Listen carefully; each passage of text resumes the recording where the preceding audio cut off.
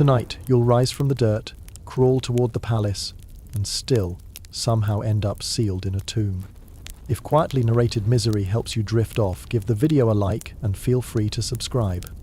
If you can, drop a comment and let me know where in the world you're listening from and what time it is for you right now. I'm genuinely so humbled by the support this little channel has received in such a short time. Thank you, truly. It means more than you know. Picture this. You're born into ancient Egypt, and congratulations, you've just won the worst lottery in human history. Your mother gives birth to you behind a grain silo because privacy is a luxury reserved for people who own grain silos, not people who clean them. She wipes you off with palm fronds, which is basically nature's sandpaper, and before you've even figured out what blinking is, you hand it over to an overseer whose breath smells like fermented fish and broken dreams. Your first word isn't mama or dada, it's sorry, because in ancient Egypt, being sorry is basically your default state of existence. Your second word is yes, master, which will become your most frequently used phrase for the next however many years you manage to survive. Childhood isn't a magical time of wonder and discovery here, it's a countdown timer to becoming useful, and the clock is ticking loud enough to wake the dead, which is ironic because waking the dead is basically Egypt's national pastime. By age 5, you're already intimately familiar with the taste of sand. Not because you're playing in sandboxes, those don't exist for people like you. You taste sand because it's in everything. Your food, your water, your clothes, your mouth when you sleep with it open, which you do because nasal breathing is complicated when your nose is perpetually stuffed with dust from grain silos and limestone quarries. You learn to walk by following other slaves who shuffle from task to task like a parade of human misery. Your feet develop calluses that have calluses, your hands crack and bleed from handling rough materials all day, and the local medical treatment for this is essentially rub some dirt on it and get back to work. Which would be sarcastic advice in any other civilization, but here it's literally what they tell you to do. By age 7, you've mastered the art of eating while walking, sleeping while standing, and crying without making noise. These are essential life skills in ancient Egypt, right up there with not dying of dysentery and pretending you can't hear when nobles complain about their eyeliner not being dark enough. You live on a diet that consists primarily of onions, stale bread, and whatever hope you can scrape together from the bottom of your soul. The onions aren't a garnish, they're literally your main source of nutrition. Ancient Egyptians believed onions could prevent disease, which explains why everyone smells like they've been wrestling with the contents of a spice rack, but doesn't explain why everyone still dies of preventable diseases anyway. You eat so many onions that your tears taste like French soup, which would be touching if French soup existed yet. Your living situation is what modern people might charitably call rustic, and what honest people would call a pile of straw in a shed. You share this space with approximately 17 other slaves, 3 families of mice, and whatever insects have decided your corner of Egypt looks like prime real estate. Privacy is a foreign concept. Personal space is a myth. The closest thing you have to alone time is when you're assigned solo tasks, like carrying water jugs that weigh more than you do across distances that would make modern marathon runners weep. You wake up before dawn every day because the sun is your alarm clock, and, unlike modern alarm clocks, you can't hit snooze. The rooster that crows to wake everyone up is probably the only creature in Egypt with a worse attitude than the overseers, which is saying something. You stumble out of your straw pile, immediately step on something that's either a sharp rock or someone else's foot, and begin another day of what the nobles probably call character building, but what you call barely surviving. Your morning routine consists of splashing water on your face if there's water available, which there usually isn't, so mostly you just splash dust on your face and hope for the best. You eat whatever breakfast has been allotted to your particular tier of human misery, usually more onions and bread that's been staled since the previous dynasty. Then you report to whatever overseer has drawn the short straw for managing your particular group of exhausted humans. The work begins immediately and never really stops. At age 9, you're dodging leather whips and carting mud bricks up scaffolding that sways in the wind, like a drunk person trying to walk in a straight line. The scaffolding is held together with rope, prayer, and what you're pretty sure is just stubbornness. You climb these death traps while carrying materials that weigh approximately as much as a small horse, and if you slip, your main concern isn't the fall, it's the lecture you'll get about damaging the brick. The nobles, meanwhile, spend their time debating the finer points of eye makeup application and whether their particular shade of gold jewellery properly complements their skin tone. They worry about things like, does this crown make my head look fat? While you worry about things like, will I survive until lunch?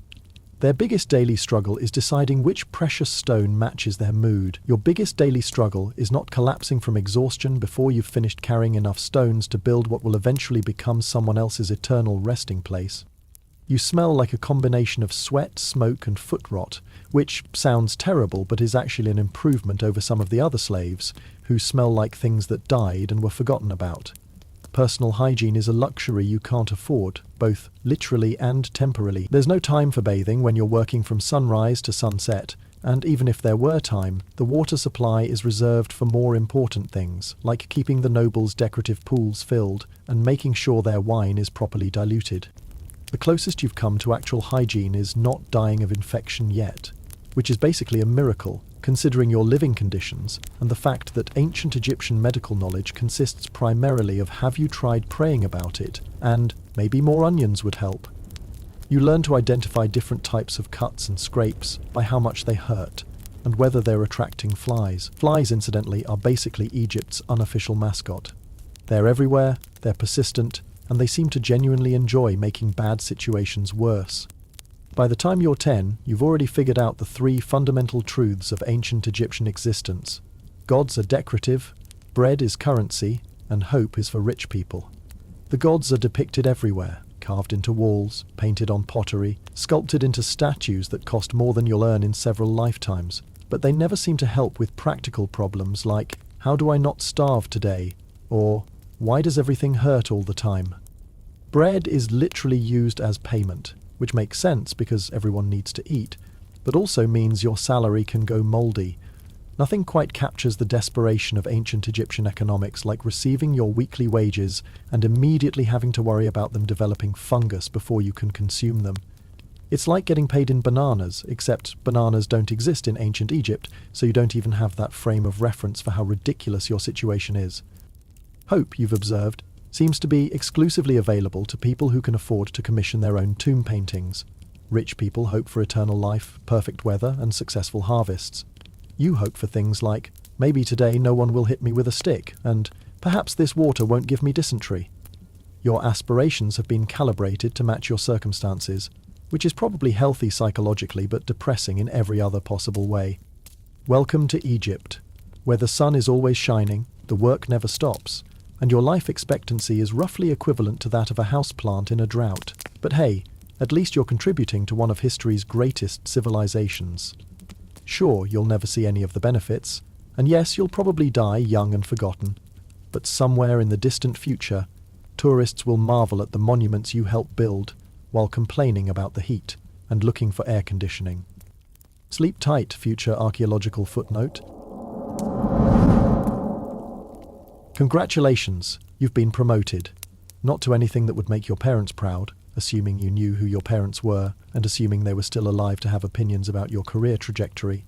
No, you've been promoted from general-purpose suffering person to specialized limestone hauling suffering person. It's like winning a lottery where the grand prize is scoliosis. Your new job involves dragging stones that weigh more than you do across distances that seem to expand while you're walking them. These aren't decorative pebbles. These are massive chunks of limestone that were presumably carved by people who confused building material with instrument of torture. Each stone is roughly the size and weight of a modern refrigerator, except refrigerators haven't been invented yet, so you have no frame of reference for exactly how ridiculous your situation is. The pyramid construction site is what modern people might call an OSHA violation waiting to happen, and what you call Tuesday. There are no safety protocols unless you count try not to die as a protocol, which the overseers apparently do. Workers fall off scaffolding with the regularity of seasonal rainfall, except more predictable. The work site is constantly filled with the sounds of hammering, shouting, and occasional screaming, which creates an atmosphere that's part construction zone, part medieval torture chamber. You wake up each morning and immediately assess which parts of your body hurt the most, then prioritize your suffering accordingly. Your back has developed a permanent curve that makes you look like you're perpetually bowing to invisible royalty, which is actually pretty appropriate given your social status. Your hands have transformed into something resembling leather gloves that someone filled with broken glass and then left in the sun to cure. The daily routine begins before dawn because apparently the ancient Egyptian workday starts when most reasonable civilizations would still be having nightmares. You're roused from whatever passes for sleep by overseers who have clearly confused motivational sleeping with screaming threats. They walk through the sleeping areas, banging metal tools together and shouting things like, "Up, you worthless sand rats," which is both insulting and zoologically inaccurate. Breakfast, such as it is, consists of the same bread and onions that have become your signature dish, except now the bread is staler and the onions are more wilted, as if the food supply is aging in reverse dog years. You eat while standing because sitting down implies you have time to sit down, which you don't. The water ration has been reduced because apparently the local water supply is needed for more important things, like keeping the supervisor's decorative gardens properly irrigated.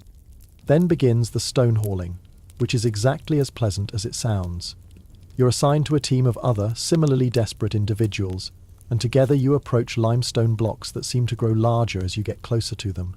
The stones are loaded onto wooden sleds that screech across the sand like dying animals, pulled by ropes that seem specifically designed to give you splinters in the most inconvenient places possible. The hauling process involves a complex choreography of human misery. Everyone grabs the rope at the same time, everyone leans forward at the same angle, and everyone pulls with the desperate strength of people who know that failure means being reassigned to an even worse job, which you didn't think was possible until you started working construction. The stone moves approximately 3 inches, then stops. You repeat this process several thousand times until the stone has travelled the required distance, by which point you've lost feeling in your hands and gained a new appreciation for the concept of futility. The overseers, meanwhile, stand in whatever shade they can find and offer helpful commentary like, "Pull harder," and "Are you even trying?" and "My grandmother could move that stone faster, and she's been dead for 6 years." They carry long wooden sticks that they use for motivation, which is ancient Egyptian for hitting people who aren't working fast enough. These sticks are wielded with the precision of conductors leading an orchestra, except the music is screaming and the symphony is human suffering. If you drop a stone, which happens because you're human and humans have limits, you get corrected with something long, wooden, and splintery. The correction process involves a detailed explanation of why dropping stones is counterproductive, delivered at high volume, and punctuated with physical demonstrations of why you should try harder next time. You learn to catch falling stones with your feet, your shoulders, your face, whatever body part is available and not currently supporting something else heavy. The workday continues until the sun sets, which in Egypt feels like approximately 17 hours later. By this point, your feet have developed new and creative ways to bleed into whatever you're using for shoes, which is usually just more feet.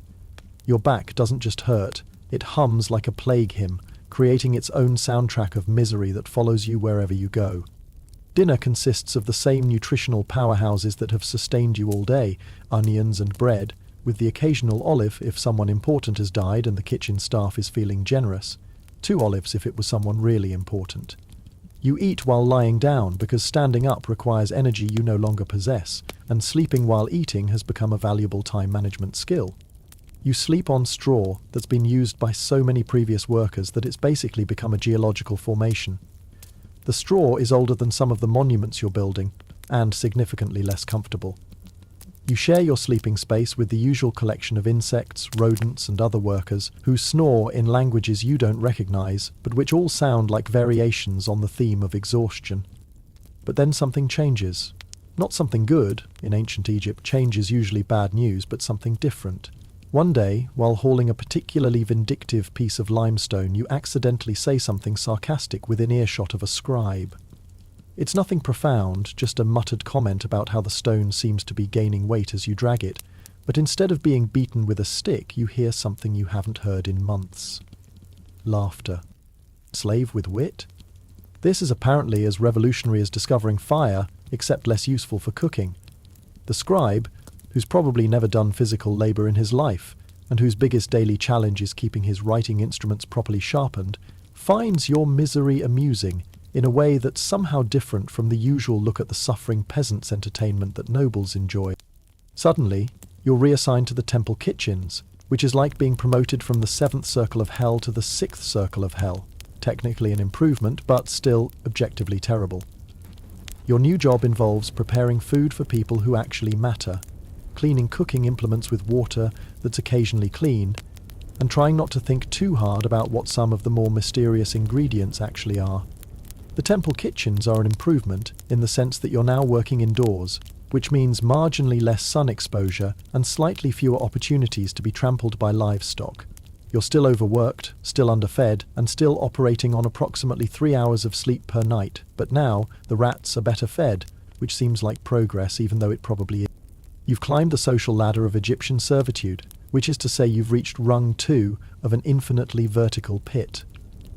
From down here, rung 1 looks almost nostalgic, and you can't even see what's above you because it's too far up and probably on fire anyway, but hey, at least now you're working with food instead of limestone, and food is generally less likely to crush you if you drop it.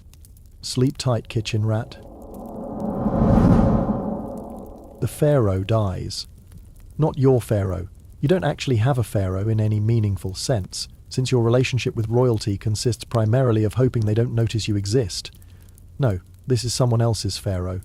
But death of any pharaoh is apparently a big enough deal to reorganize everyone's life, including people who were already having their lives reorganized on a regular basis by forces beyond their control. Death in ancient Egypt isn't just a personal tragedy. It's a logistical nightmare that creates job opportunities in the most unexpected places. The entire kingdom goes into mourning, which involves a lot of wailing, a lot of preparation for the afterlife, and a sudden spike in demand for people who can handle dead bodies without fainting, vomiting, or running away screaming. Congratulations, you've just qualified for a career change you never wanted. You're reassigned to the embalming district, which is exactly as pleasant as it sounds.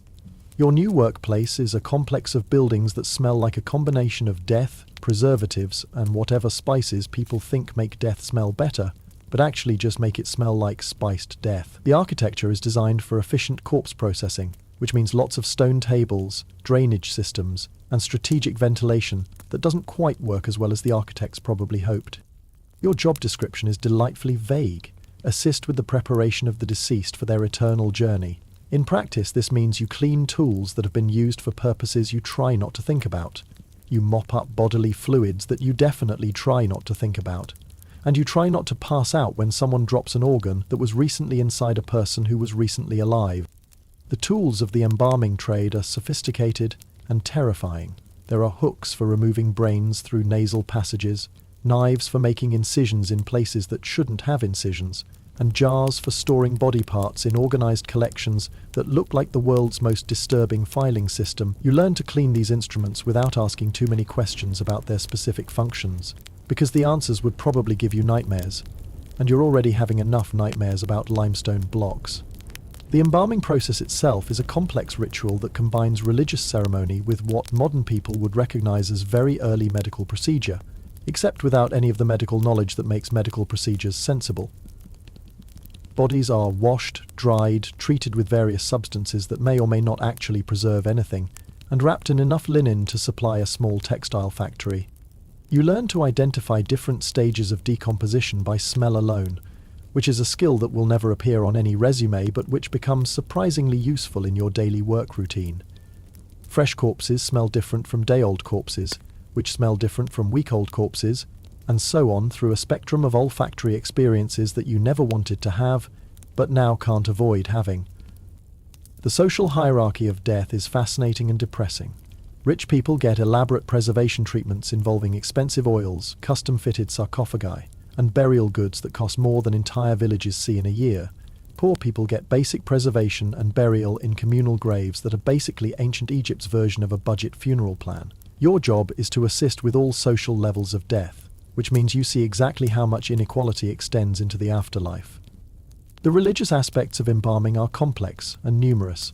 Every step of the process involves prayers, rituals, and ceremonies designed to ensure the deceased person's successful transition to the afterlife. You learn these rituals not because anyone expects you to understand them, but because someone needs to hold the ceremonial objects and someone needs to clean up after the ceremonies. And you're someone.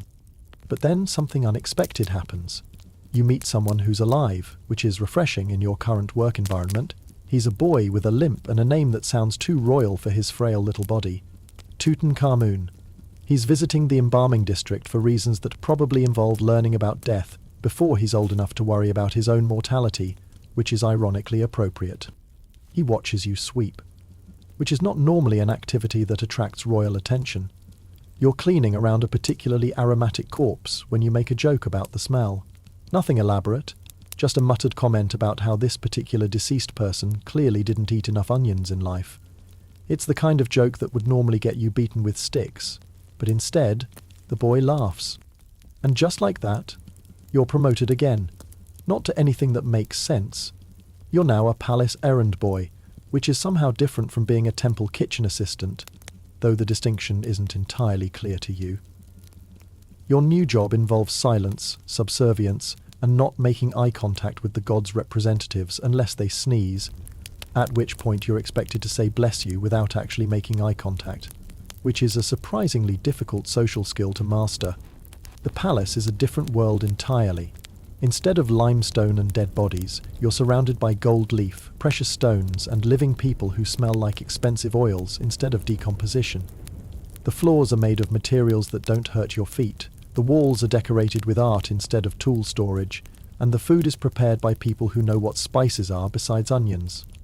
Your daily routine now involves running errands for people who have never carried anything heavier than their own jewellery. You deliver messages, fetch items, and perform various tasks that seem designed to keep you moving but not necessarily to accomplish anything important. It's like being part of an elaborate performance, where everyone knows their role except you, and your role is apparently person who does things when asked. The palace servants operate according to a complex social hierarchy that makes the construction site look like a democratic collective. There are servants who serve other servants, assistants who assist other assistants, and people whose entire job is telling other people how to do their jobs. You're somewhere near the bottom of this hierarchy, but at least you're inside the hierarchy instead of being completely outside it. You're finally inside the system, which is progress of a sort. You're no longer completely disposable. Now you're only mostly disposable, which is a meaningful upgrade in ancient Egyptian terms. You have access to better food, cleaner water, and sleeping arrangements that don't actively make your life worse every night. But you're also inside the system just in time for it to start collapsing, because that's exactly the kind of timing that has characterized your entire life so far.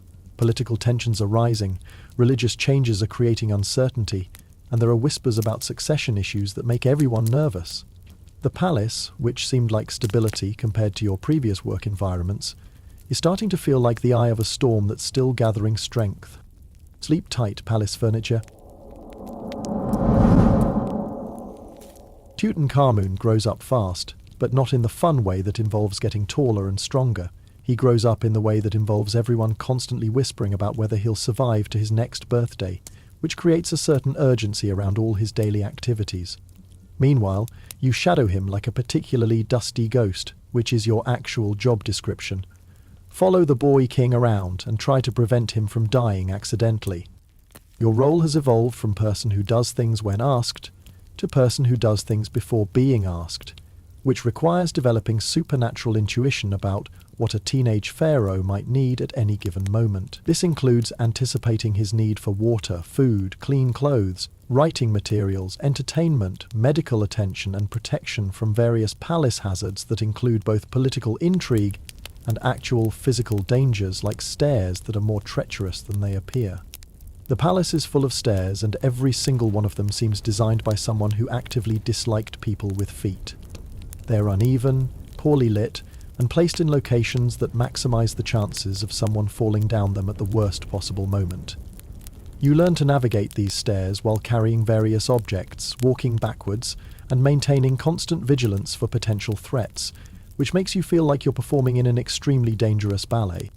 Your daily routine now revolves entirely around Tutankhamun's schedule, which is packed with activities that range from boring but safe to potentially lethal. He has lessons with tutors who teach him about government, religion, mathematics, and other subjects that pharaohs apparently need to know. He has meetings with advisors who discuss policy matters while watching each other for signs of treachery. He has ceremonial duties that involve wearing heavy crowns and standing still for hours while people make speeches about his divine nature. You fetch oils that cost more than you used to earn in a year, including frankincense that comes from trees you've never seen, myrrh that smells like expensive medicine, and various other substances that make the Boy King smell like a walking advertisement for luxury goods. These oils serve multiple purposes. They make him smell appropriately royal, they protect his skin from the harsh Egyptian climate, and they serve as a kind of aromatic armor against the various unpleasant odors that characterize palace life. Political navigation becomes your most important skill, even though nobody actually teaches you how to do it. You learn to read the facial expressions of various court officials, to identify which conversations you should pretend not to hear, and to disappear from rooms when certain combinations of people enter them. The palace is full of people who smile while planning each other's destruction, and your survival depends on staying invisible during their interactions.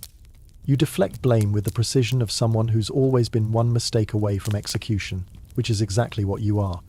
When things go wrong, and they go wrong constantly, you've learned to position yourself so that you can't possibly be held responsible, while simultaneously being available to help fix whatever went wrong.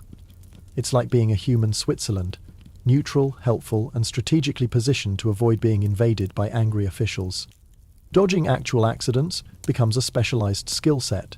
The palace is full of hazards that include unstable furniture, decorative objects that fall without warning, pets that belong to important people and therefore can't be harmed, even when they're trying to harm you, and architectural features that were designed for aesthetic purposes rather than safety. You develop reflexes that allow you to catch falling objects, redirect aggressive animals, and navigate around drunk nobles with equal facility. Religious overhauls happen with disturbing frequency, and each one requires learning new protocols, new ceremonies, and new ways to avoid accidentally committing blasphemy. The gods apparently change their preferences regularly, which means rituals that were mandatory last month might be forbidden this month, and keeping track of current divine preferences becomes a full-time job within your full-time job. Tutankhamun starts asking for your opinion, which is either a sign of trust or a sign that he's running out of people to talk to. Your responses are carefully calibrated to be helpful without being presumptuous, informative without being threatening, and honest without being suicidal. You develop a conversational style that combines gentle sarcasm with absolute loyalty, which apparently appeals to a teenage pharaoh who's surrounded by people who are either trying to control him.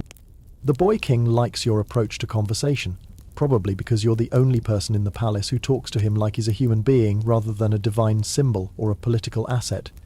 You joke about minor palace annoyances, make observations about the absurdity of certain court rituals, and occasionally offer practical suggestions about how to make his daily routine less miserable. It's not exactly friendship, he's a pharaoh and you're human furniture, but there's something almost warm there.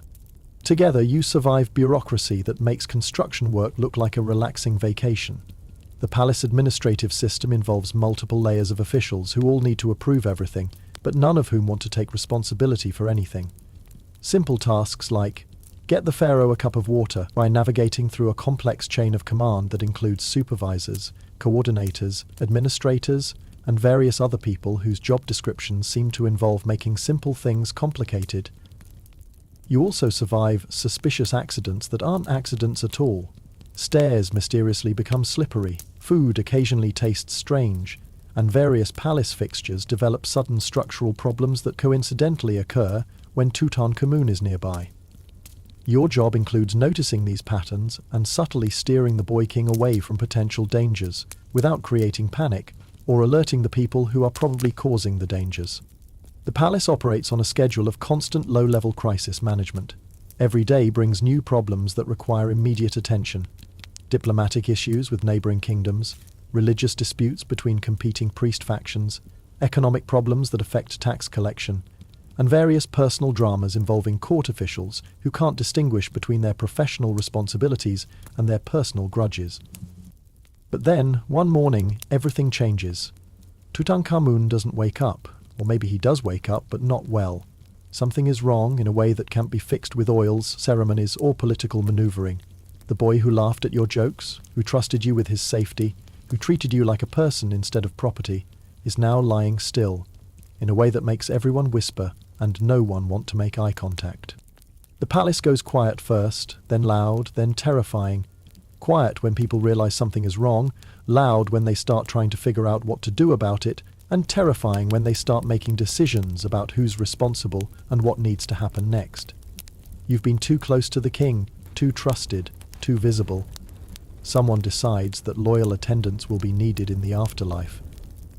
And guess who's now officially too close to the king? Sleep tight, loyal servant. Mummification is usually something you observe from a professional distance. You're the person who cleans up afterward, not the person who gets fitted for the process. But palace orders are palace orders. And apparently, your faithful service has earned you a promotion to a position you never applied for, eternal companion to a dead teenage pharaoh. They don't call it execution, because that would be rude. They call it honor, which is ancient Egyptian for, we're going to kill you, but we'll use nice words about it. You call it what it is, a long, awkward goodbye to personal space, breathing, and all the other minor luxuries you've grown accustomed to during your brief stint as a living person. The irony isn't lost on you that after years of struggling to stay alive in various terrible jobs, you're now being killed as a reward for doing one of those jobs well. It's like getting a promotion to a position that doesn't exist, except the position is dead person, and it definitely exists.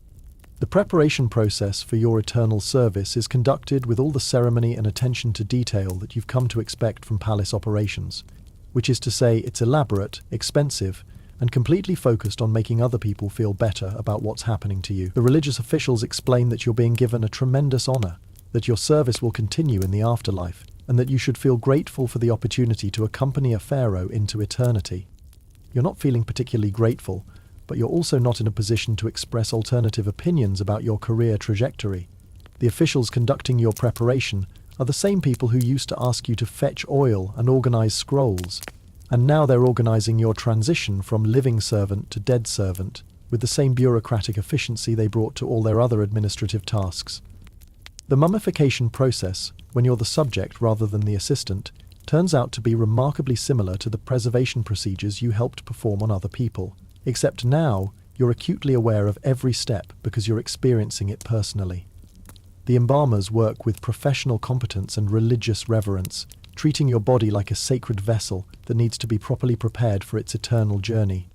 Your organs are removed and placed in canopic jars with the same careful attention to detail that characterized the preservation of actual pharaohs, which is either a sign of respect or a sign that the embalmers are too professional to adjust their standards based on the social status of their subjects. Your heart is left in place because it will be needed for the afterlife judgment process. Assuming you make it that far, and assuming the afterlife judgment process is actually a real thing, and not just something people made up to make death seem less random. The wrapping process involves enough linen to supply a small textile factory, applied in layers with mathematical precision and religious significance.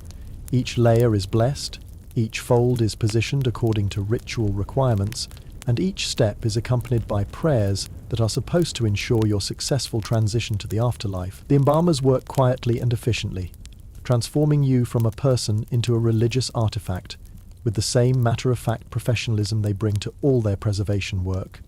Your preserved body is placed in a sarcophagus that's decorated with images and hieroglyphs that tell the story of your service to Tutankhamun and your qualifications for eternal companionship. The artwork is actually quite good. Whoever painted your death container clearly took pride in their work and wanted to create something that would last for thousands of years, which is more job security than you ever had while you were alive. The tomb preparation is conducted with the kind of attention to detail that you've learned to associate with palace operations. Every aspect of the burial chamber is planned, measured, and executed according to specifications that combine religious requirements with practical considerations, like structural integrity and protection from tomb robbers. Your final resting place is being constructed with more care and precision than any of the living spaces you occupied during your actual life. The burial goods that will accompany you into the afterlife include items that cost more than entire villages see in a year: golden jewelry, precious stones, elaborately decorated furniture, and various other luxury items that are apparently necessary for afterlife comfort. You're being buried with more wealth than you ever had access to while you were alive, which seems like poor resource allocation, but which makes sense according to ancient Egyptian economic theory. As the tomb is sealed and the sand begins to swallow your name from the records of the living world, you have time to take stock of your situation. You were born in dust, lived in sweat, and you're dying in style. Sort of. Your final surroundings are gold-plated, which is definitely an upgrade from straw and limestone, though you're not in a position to fully appreciate the improvement in your living conditions. You've officially become a footnote in a teenager's afterlife decor, which is probably the most job security you've ever had. Your position as eternal companion is guaranteed for as long as eternity lasts, with no possibility of reassignment, downsizing, or budget cuts. It's steady work, even if the working conditions are somewhat limiting and the social opportunities are restricted to conversations with other dead people. The tomb is equipped with everything a dead pharaoh and his companion might need for eternal comfort. Food that will never spoil because you'll never eat it, furniture that will never wear out because you'll never use it, and entertainment that will never get boring because you'll never experience it. The afterlife provisions are comprehensive and well organized, like a hotel room that's been prepared by people who've never actually stayed in a hotel. Somewhere in the dark, a scarab scuttles across your foot like an ironic punctuation mark, which seems appropriate given your current situation. Scarabs are symbols of rebirth and eternal life, so having one use your foot as a walkway is either a good omen or a cosmic joke, depending on your perspective and your opinion about the reliability of ancient Egyptian symbolism. The sound of the tomb being sealed echoes through the chamber, with a finality that makes it clear you've reached the end of one phase of your existence and the beginning of another phase that you didn't choose and don't fully understand. The workers outside are probably already moving on to their next project, while you're settling into what is definitely your final job assignment. Sleep tight, eternal employee. The tomb is silent now, filled with the kind of quiet that only comes from being buried under tons of stone and sand with no possibility of mail delivery or unexpected visitors. It's you, the king, and the distinctive aroma of ceremonial resin, which smells like a combination of expensive perfume and the world's most elaborate science experiment. The air has that special quality that comes from being completely isolated from the outside world, thick, still, and absolutely committed to staying exactly where it is for the next several thousand years. You breathe shallowly, partly because deep breathing seems unnecessarily optimistic given your current circumstances, and partly because you're trying to make your oxygen supply last as long as possible, though you're not entirely sure why, since there's no rescue mission coming and no emergency exit strategy. It's like trying to conserve water on a sinking ship, technically logical but ultimately pointless. In the darkness, you think about onions, not because you're particularly hungry, being dead apparently reduces your appetite significantly, but because onions were such a constant presence in your life that thinking about them feels like meditation. You remember the way they made your eyes water when you were too tired to produce tears naturally, the way they flavored every meal whether you wanted them to or not, and the way they represented the baseline level of nutrition that kept you functional enough to perform manual labor. You regret not punching someone during your lifetime. Anyone would have done. An overseer who hit you with sticks, a noble who complained about eyeliner while you were carrying stones, a palace administrator who made simple tasks complicated, or even just a random person who seemed like they deserved punching. You had plenty of opportunities for punching, but you were always too focused on not getting killed to take advantage of them. Now that getting killed is no longer a concern, you realize you missed out on one of life's simple pleasures. But also, and this is surprising given your current situation, this is the closest you've come to actual rest in your entire life. For the first time since you were born, behind a grain silo, nobody is expecting you to carry anything, clean anything, or move anything from one place to another place. There are no sunrise wake-up calls, no overseer schedules to follow, no daily quotas to meet. Your to-do list for eternity consists of exactly 0 items, which is incredibly relaxing, even though you're dead. You lie beside the boy who once laughed at your jokes and occasionally shared his grapes, which were always the sweetest grapes you'd ever tasted, because sharing food was a luxury that made even ordinary fruit taste like royal delicacies. He's wrapped in linen that cost more than most people's houses, surrounded by golden artifacts that represent more wealth than entire kingdoms possess. But he's still just the kid who thought your sarcastic comments about palace life were funny. The irony of your situation isn't lost on you, even in death. You spent your entire life working to build monuments for other people's afterlives, and now you're starring in your own afterlife monument. You're part of the archaeology now, a piece of the historical record that future scholars will puzzle over when they eventually break into this tomb and try to figure out who you were and why you're here. You imagine archaeologists one day cracking this place open, probably with more sophisticated tools than the ones you used to carry limestone, possibly with better safety equipment than Try Not to Die, and definitely with more respect for worker safety regulations than anything you experienced during your career in ancient Egyptian construction. They'll shine lights into the darkness, photograph everything from multiple angles, and catalogue every artifact with scientific precision. When they find you, they'll probably whisper questions like, "Was this guy the comic relief?" And "What was his relationship to the pharaoh?" And "How did he end up here?" They'll study your bones for clues about your diet, your health, and your working conditions. They'll analyse the wrapping materials, the positioning of your body, and the burial goods that were included with your remains. They'll write papers about you and include you in museum exhibitions about ancient Egyptian life. And maybe you were the comic relief. Maybe that was your actual job description all along. Person who makes sarcastic comments about the absurdity of daily life in a civilization that worships cats and builds triangular monuments to dead people. You certainly had plenty of material to work with. Ancient Egypt was basically one long comedy routine, performed by people who were too busy trying not to die to realize how ridiculous everything was. But you were also more than just entertainment. You lived, you fought against circumstances that were designed to kill you, and you climbed a social pyramid that was almost as dangerous as the actual pyramids you helped build. You started as disposable labor and worked your way up to trusted companion, which is probably the ancient Egyptian version of the American dream, except with more sand and fewer opportunities for retirement planning. You survived Egypt longer than most kings, which is actually pretty impressive when you think about it. Most pharaohs died young from political intrigue, military conflicts, or mysterious illnesses that may or may not have been poisoning. You died from job hazards, which is at least honest. Your death certificate would probably read, "Killed by loyalty" or "died from being too good at his job," which are more dignified causes of death than "assassinated by his own brothers," or "died from infected tooth." The silence in the tomb is complete now, the kind of quiet that makes you aware of sounds you never noticed before, like the settling of stone, the movement of air through tiny gaps in the masonry, and the distant sounds of sand shifting against the sealed entrance. It's peaceful in a way that your life never was, free from the constant noise of construction work, palace politics, and human misery that characterized your daily existence. You're finally getting the rest you never had time for during your actual life, the kind of deep, uninterrupted sleep that was impossible when you were sharing straw beds with 17 other workers or trying to stay alert for palace dangers while following a teenage pharaoh around dangerous staircases. Death, it turns out, is the ultimate vacation from the exhausting work of staying alive in ancient Egypt.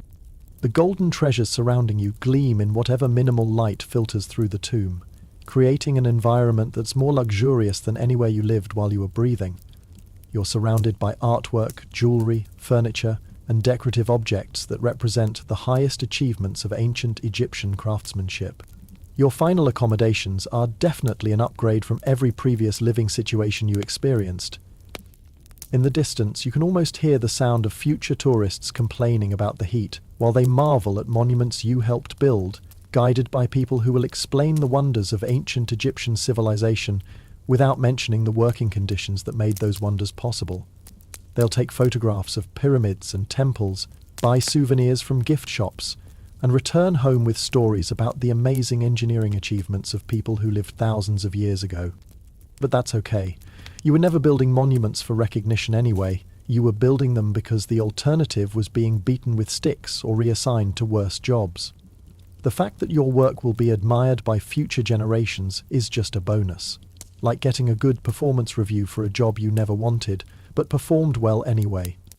So sleep well, little servant. You've earned this rest through years of carrying stones, dodging political intrigue, and keeping a pharaoh alive long enough for him to die of natural causes instead of unnatural ones.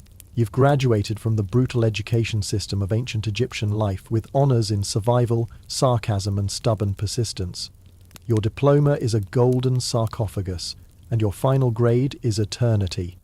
You survived longer than most, worked harder than anyone should have to, and maintained your sense of humor through circumstances that would have broken people with better initial circumstances and more life options. You turned forced labor into faithful service, transformed survival instincts into loyalty, and somehow managed to find friendship in a relationship that was never supposed to be about friendship. And may your next life, whatever form it takes and wherever it happens, have soap, and running water, and weekends, and labor laws, and the kind of social safety net that makes it possible to live without constantly worrying about being beaten with sticks for minor infractions, or reassigned to worse jobs for imaginary failures. May you never again have to eat onions as a main course, sleep on straw that's older than the monuments you're building, or work construction projects that prioritize architectural achievement over worker safety. May your next existence include basic human dignity, reasonable working conditions, and the kind of job security that doesn't depend on keeping teenage pharaohs alive in a political environment designed to kill them.